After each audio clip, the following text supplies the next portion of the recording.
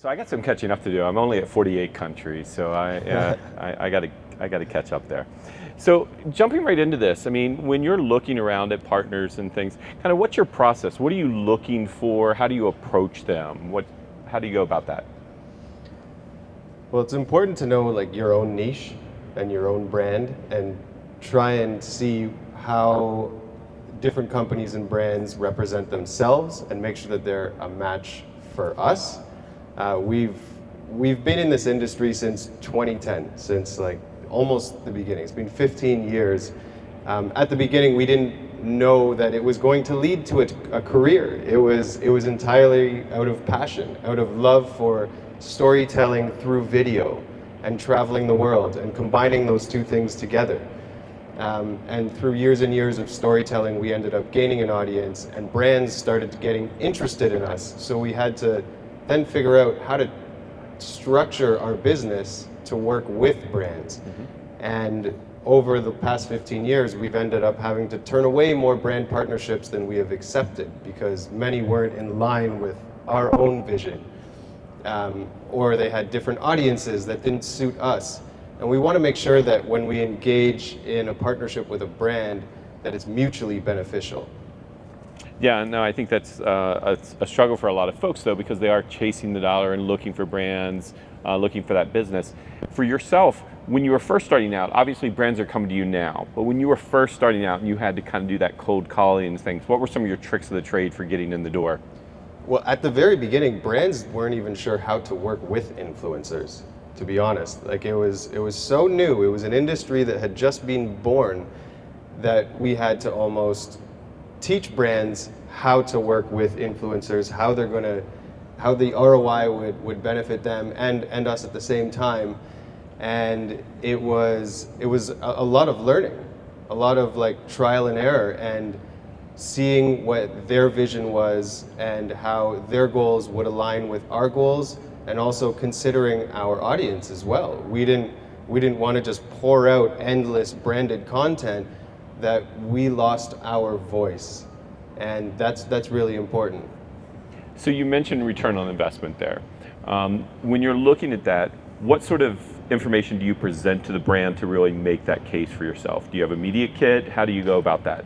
Yeah, so we have a pretty thorough media kit that not just talks about where we are today, but actually gives a little bit of history of our brand, how we have grown, and also shows our analytics, the main analytics that people want to see. They want to see the age of your demographic. They want to see where they are in the world. That's very important. Even like the gender, where are they a family? Are they single? All these things are really important, and we put those into our media kit, and also show our growth over time as a brand, and like our average views we get per platform. YouTube is our biggest platform for us, and we've never gone viral. We have, but that wasn't the reason for our growth. It was a long, hard grind over 15 years of just being true to ourselves and our art form of visual storytelling, and we have slowly maintained our brand and our growth over time. And that's important. I think too many people these days are rushing to hit 100,000 followers or 1 million followers. And what's more important is staying authentic to you, and making sure that brands recognize that and they're in line with your goals, your vision, and your audience. Now, you've mentioned that multiple times in terms of the value and aligning. What's your kind of what's your yardstick for that? How are you testing that out? What are you doing to kind of verify that you are on the same page there? Well, it's the brand is researching you, and you need to research the brand, right? You need to see what type of content are they already putting out. When we talk to them, when we have a meeting with them, we ask, what are your goals, right? Are your goals sales? Are your goals exposure? Are your goals to go viral? What are your goals? And depending on their response, we know whether this is going to be a good partnership, or whether they just want something that's quick and easy out the door, and they never want to speak to another influencer again, or they just want to move on. we prefer to make longer term partnerships. We prefer to like have repeat clients that we can work together over and over again, and our audience likes that too, because it shows longevity and it shows that this is a brand that we like and we want to continue to work with. Can you give us, like, I'm sure you have some case studies. What's an example of a brand that you've worked with and how it really came together and clicked for you? Well, a more recent one, we've had many throughout the years that we have worked with over and over again. A more recent one is with an eSIM company, because eSIMs are very popular right now, and especially in the travel sphere, they're so helpful. And we have a lot of eSIM companies reaching out to us, and we have to turn almost all of them away, except for the select one or two that we really want to partner with.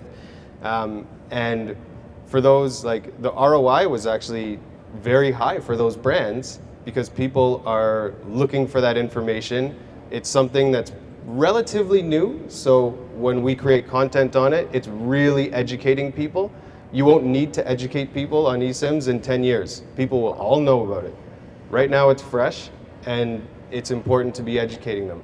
And after our first round of deliverables, their sales like skyrocketed. Like we gave them about $30,000 in sales in a month, and that was like way more than we would have charged them for the content. So it was well in their interest to partner with us for that. And of course, they wanted to work with us again and again. And now we're on our third round of like content deliverables with that brand. And what was the way that you were tracking that? How did we actually know that you were getting that return? What was the setup for that for folks?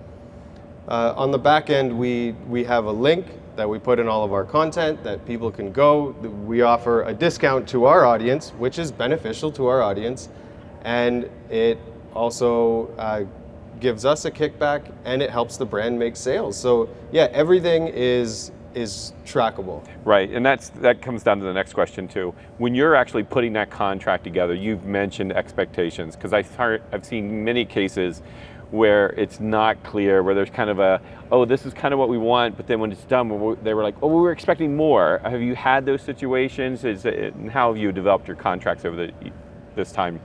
It's really important to be upfront at the very beginning, that people understand the parameters you're working with and understand what are the goals of this contract, this exchange.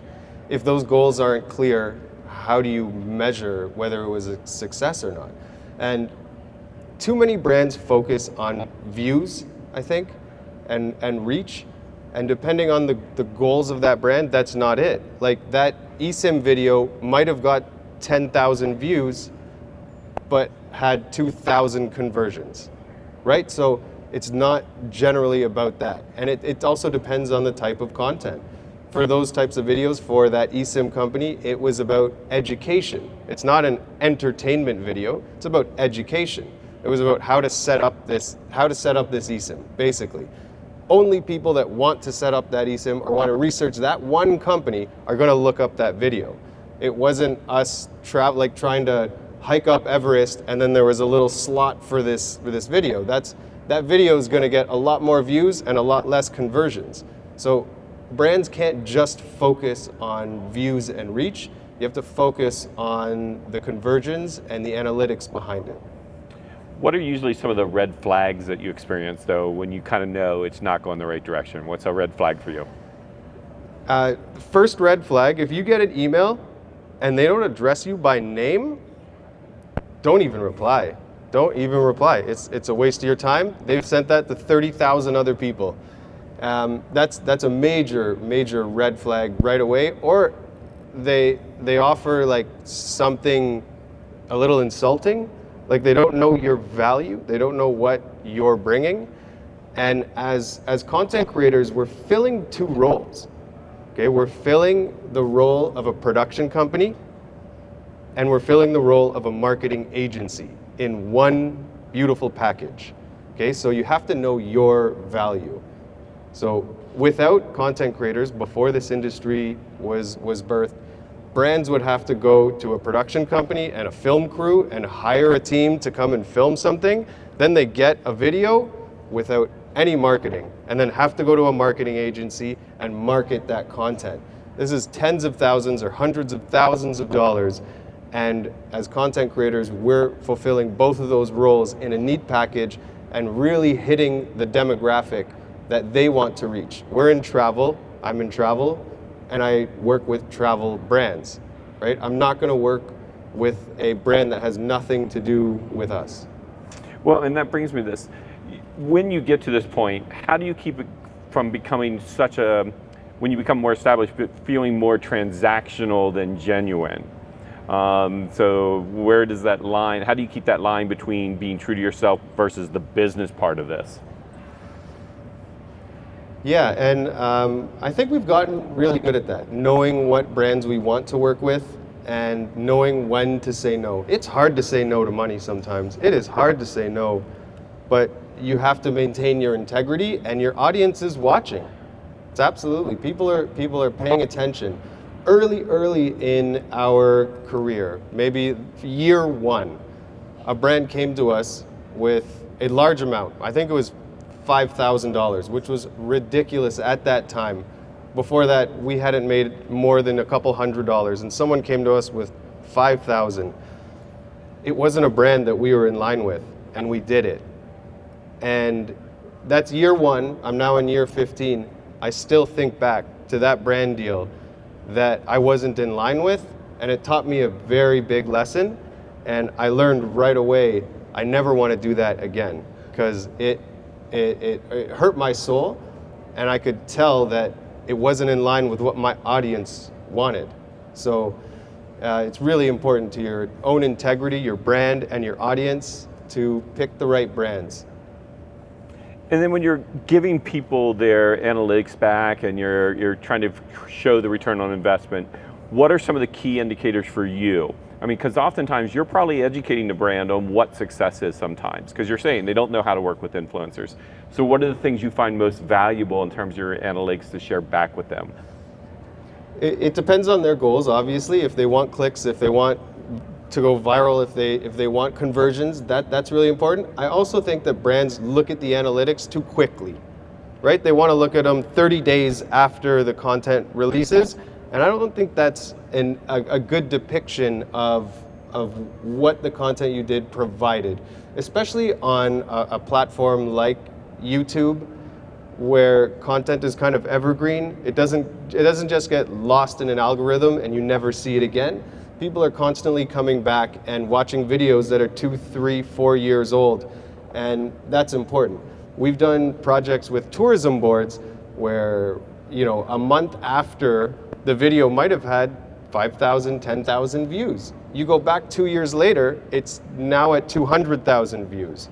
And we'll go back to those brands and be like, hey, we haven't talked for a while, but I just wanted to let you know, this content has continued to get reach and continued to inspire people. You can read the comments. People are traveling to your destination years later because of this.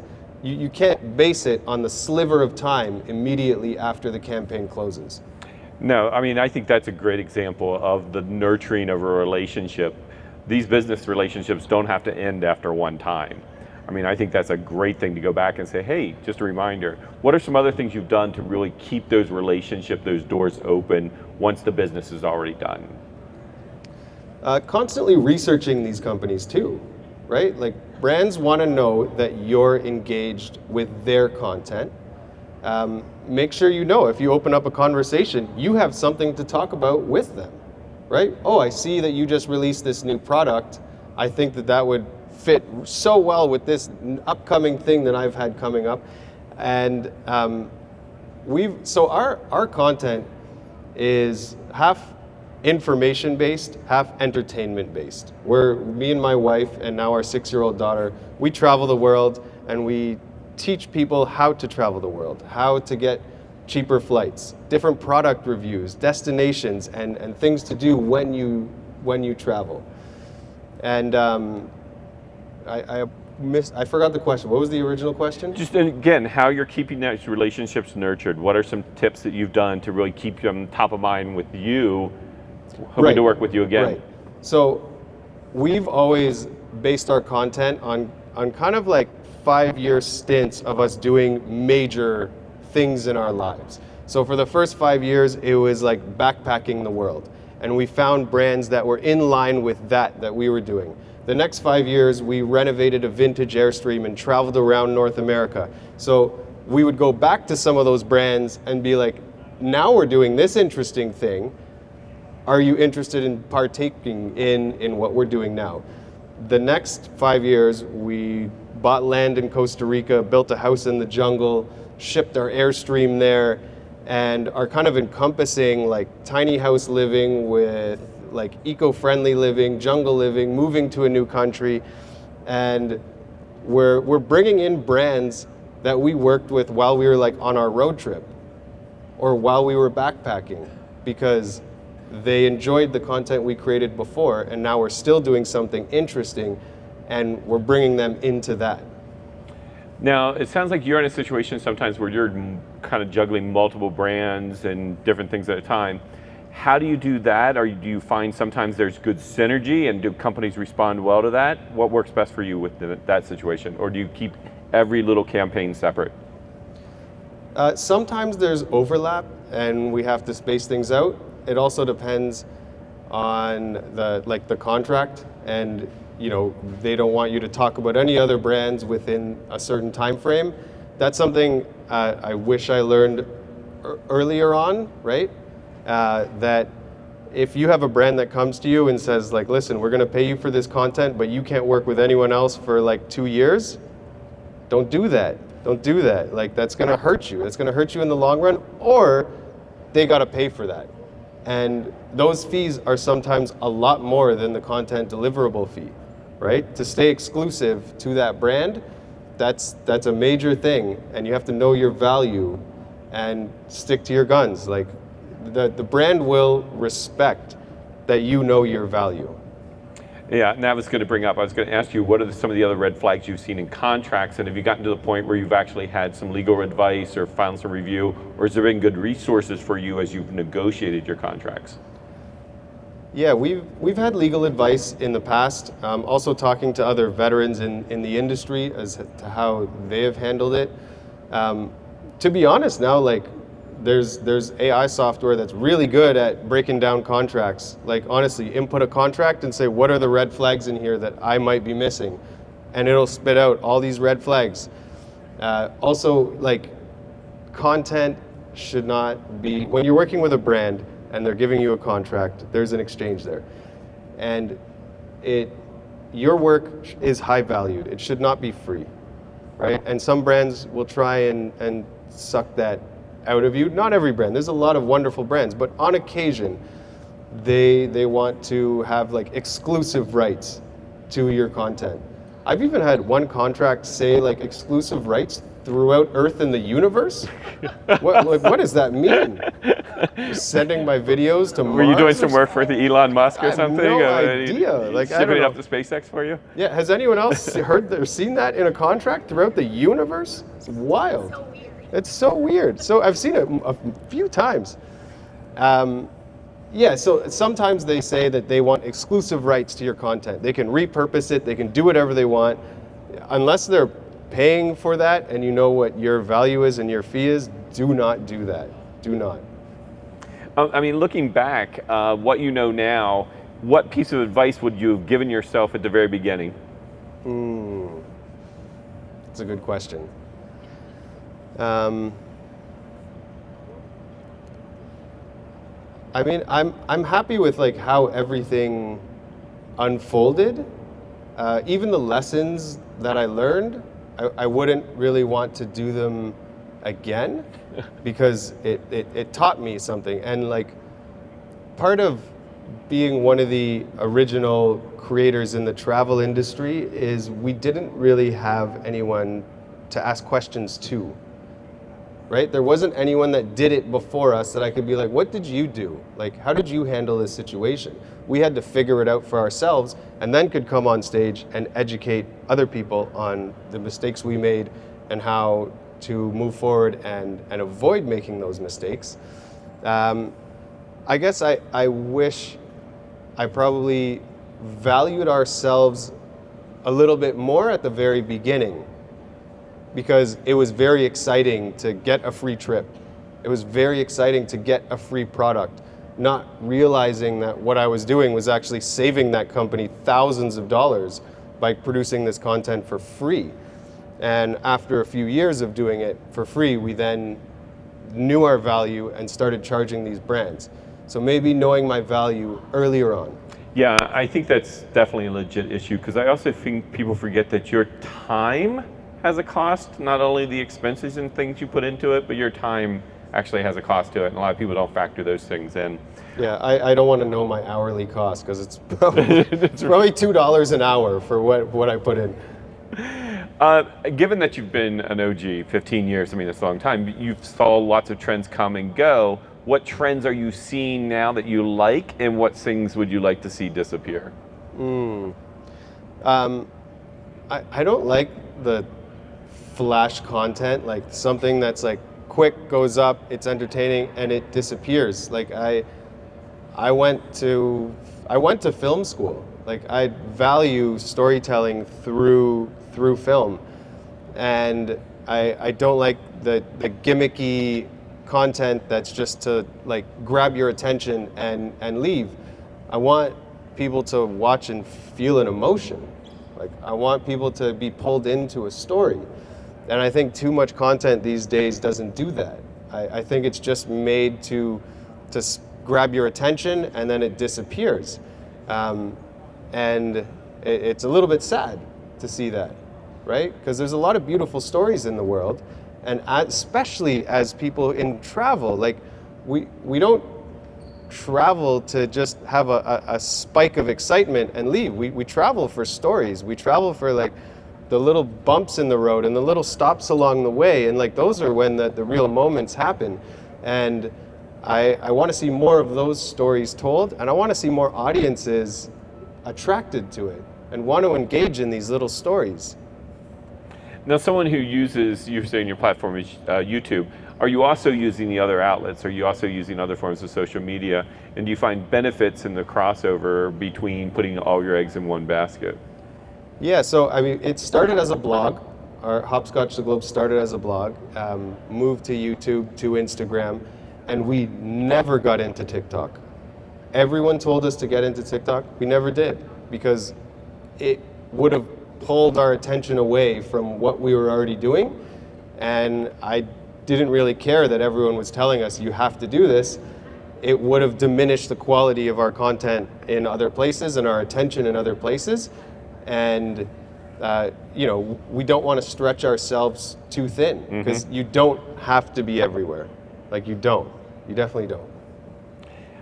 In terms of what you see in a positive trends, we talked about you didn't like the flashy stuff. What are some things you're actually liking? Contrary to popular belief, I like how many people are out there creating content, because there's a lot of great artists out there. There's a lot of great content creators doing wonderful things, and there's so many people using these platforms now that you can really niche down, and you don't need millions of followers. You really don't. You just need a few thousand, let's say, that are dedicated followers that want your content. People really want to, be big, and I don't think that is as important to your brand as just having dedicated followers. And I like seeing the really like honed down, niched content creators that are out there in the world that just focus on one simple thing. Like, people focus on street food, or, bargaining with vendors in a market, or people that just do, road trips, or people that do van life, or people that, there's all these like little niches that have big audiences because there's so many people now using the platforms. So I think one of the things, like obviously they've got a nice little crowd here. I want to give an opportunity for folks who might have questions to do that now. Do we have some folks who might want to ask Siya some questions? We do. So we got somebody.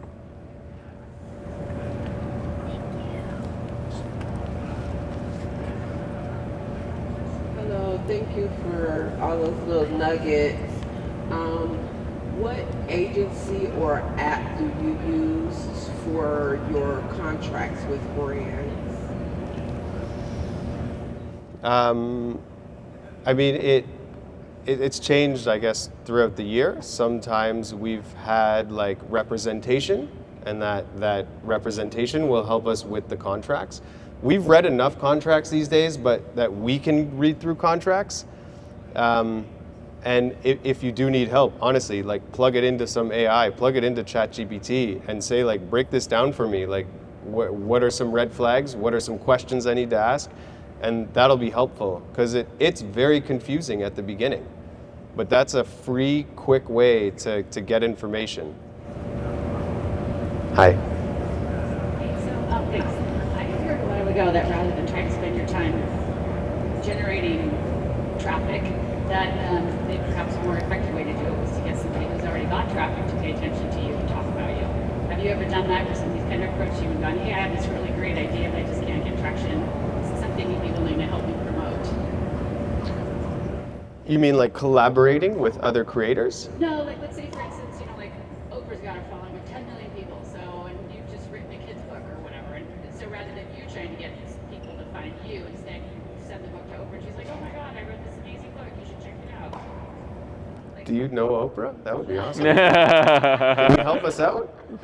So I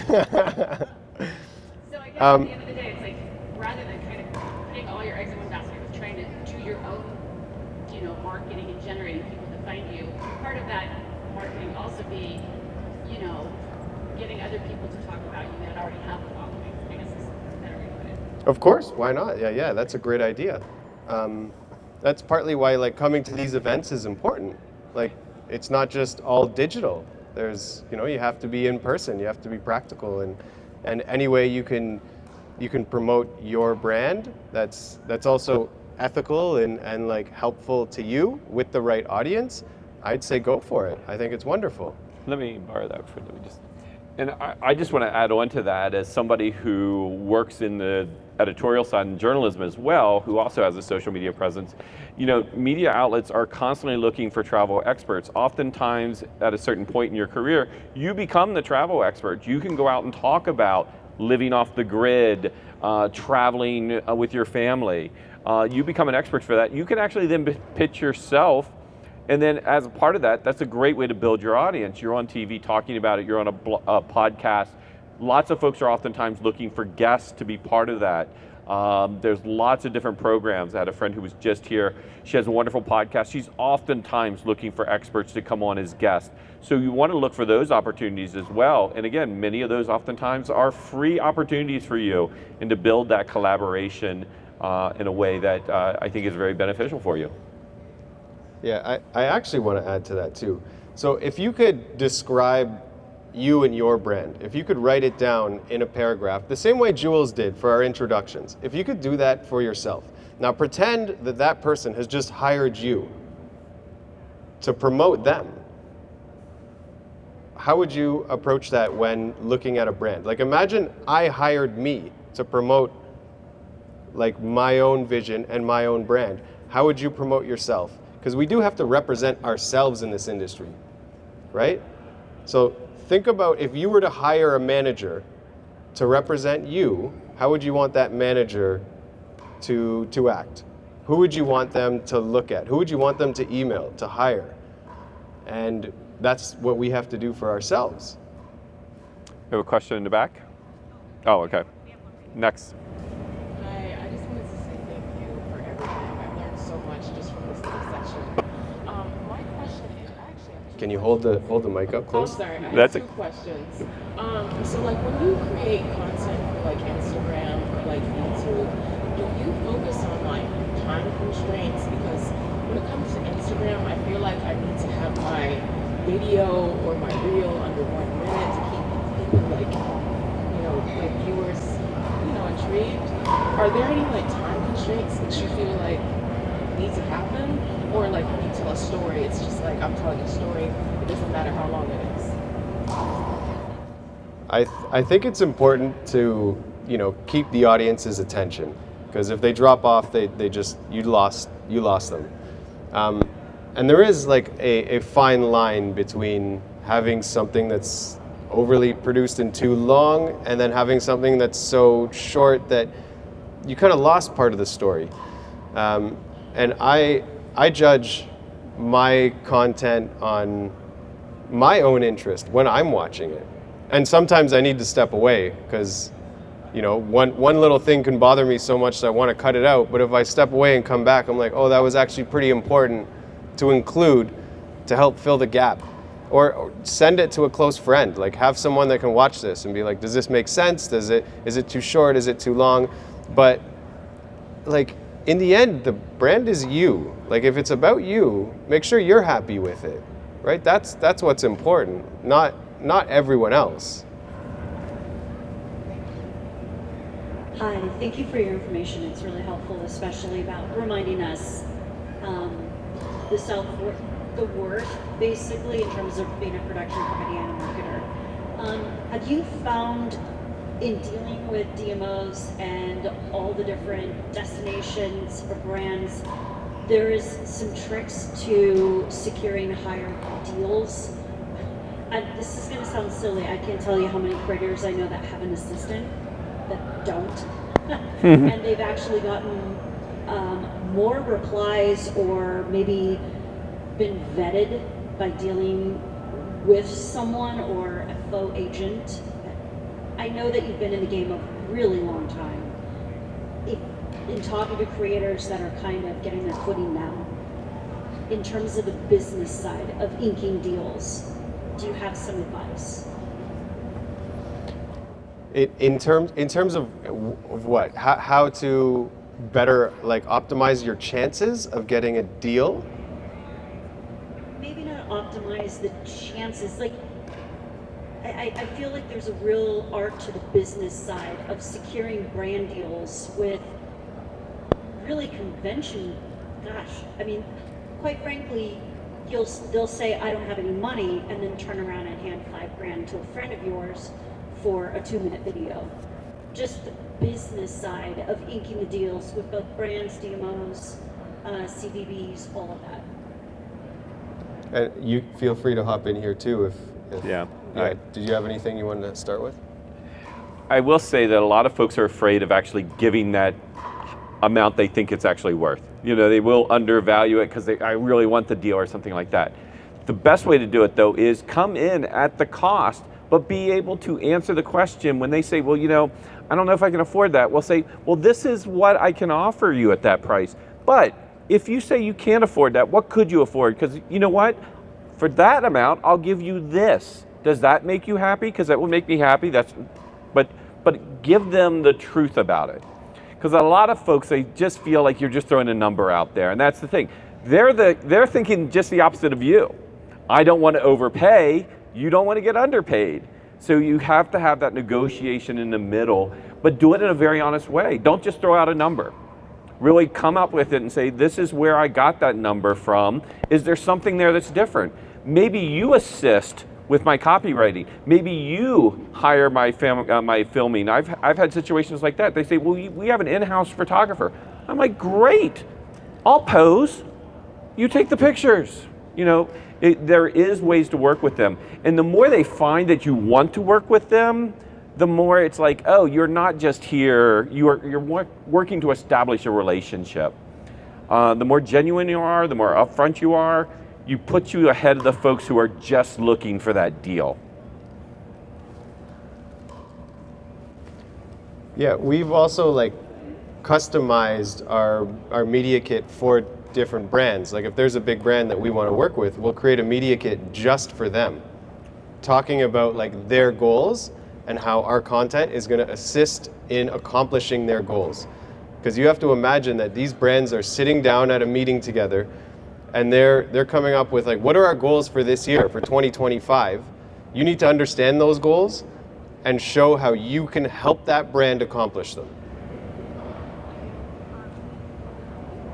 When you first are in touch and you've already decided that you're going to work together, when you're talking to that brand for their goals, do you send them a questionnaire?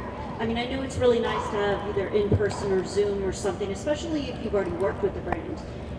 How do you personally, you and your wife, get together with them to sort of discover their goals and maybe pull it out of them? So, I mean, quite frankly, sometimes you'll talk to a marketer that is just out of college and you get stuck with that person.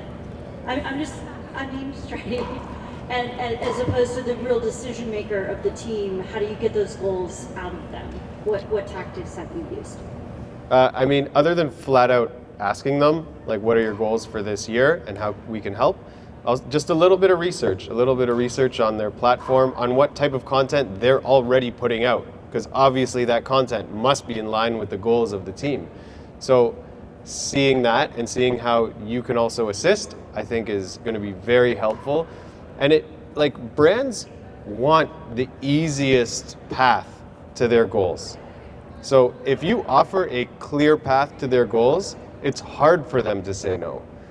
If you're like, oh, your goals this year for, this tourism board is cuisine, but I want to focus on events and concerts, we're not aligned. And it'll be such a struggle trying to get them to hire you. But if you understand that their goal is cuisine and their new Michelin star restaurant, and you can be in line with that goal, if that's what your content can be tuned towards, if you're in line with that goal, they want to hire you. They want help. They're searching for you. So make it as easy as possible. Don't be afraid to flat out ask them, but also a little bit of research is really helpful. Just to ask a question, I mean, you are a filmmaker. You said you went to film school. What stories do you want to tell going forward?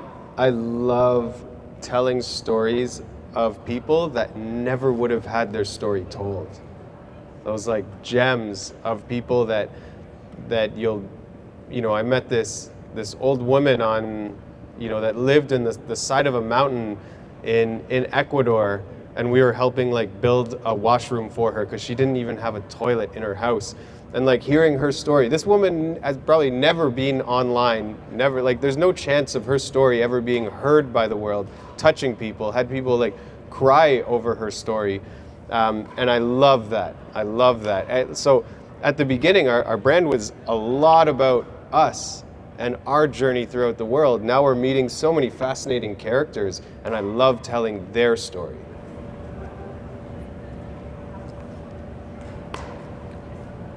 Got another question there.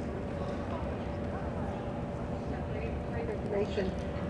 Back in 1998, 99, online travel started. We had a lot of CPM, CPC. All this was the parameters used to judge. Since social media exploded, as you say, about 15 years ago, I'm not hearing performance metrics.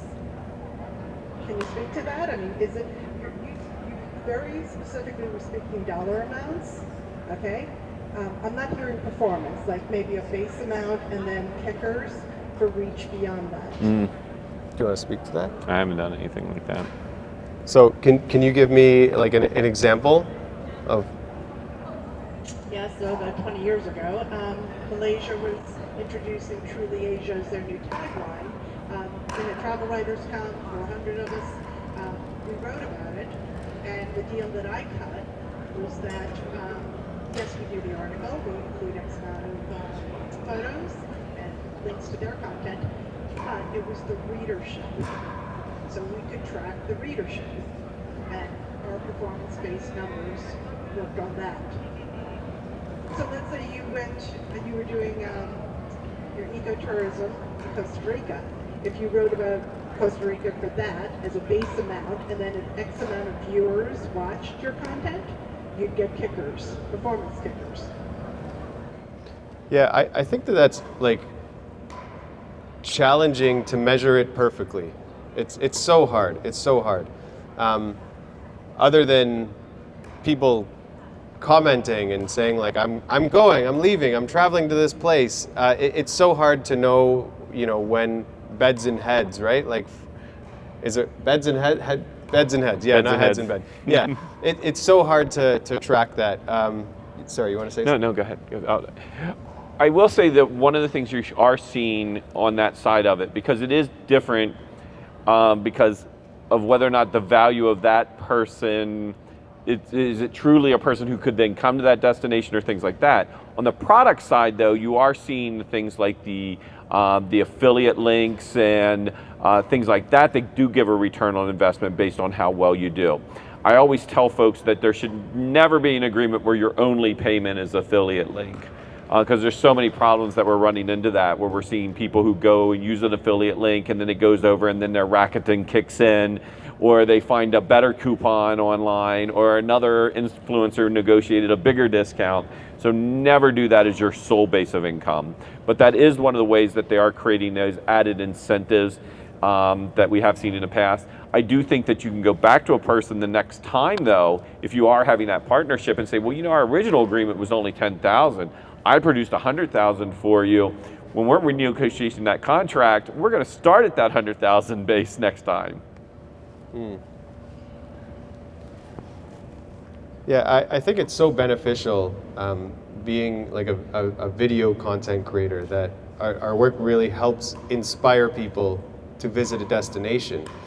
And it's important that we showcase that destination for what it like truly is, right? And highlight features. Like we're about to spend 3 months in Montenegro. I don't know if everyone's even heard of Montenegro, but there isn't much content on it. There's not much content on Montenegro. So back to like what you were saying, like I'm so curious to know, after we spend 3 months there and we pump out a lot of content highlighting what Montenegro has to offer, what will that do for their tourism? And like, I personally wouldn't be able to measure it. I have no way of like actually measuring it. But maybe with us in partnership with the tourism board could do something like that. I'd love to, if you have any ideas, please come to me. Like, I'd love to figure out how that could be measured. Hey, thank you everyone so much for all these great questions and your attention today. Thank you, Siya, for these awesome answers. And Troy, I always call you Troy, like your last name, Troy. I know, I'm like tongue-tied. Thank you for these awesome questions and insights as well. I have one last question, because Siya, you just touched on your next adventure to Montenegro, and for both of you, we're here at the Travel Goods Show. Do you have any goals for what comes next? I know with your big adventure, maybe you have some personal or maybe some business goals for your next adventure, and then Troy, you can tell us a little bit about what you're excited about. I'm excited to do more travels with our daughter. Our daughter's now 6, and we've done so much travel just as like a couple. Now I want to show her more of the world. I mean, she's already been to like 10 countries so far at 6, but now we get to live in Europe for a little bit, and I'm excited to see the world through her eyes and like help tell that story and that perspective and teach other families how to do it as well. That's beautiful, because I mean, my whole commitment for travel has always been that I want more people to travel.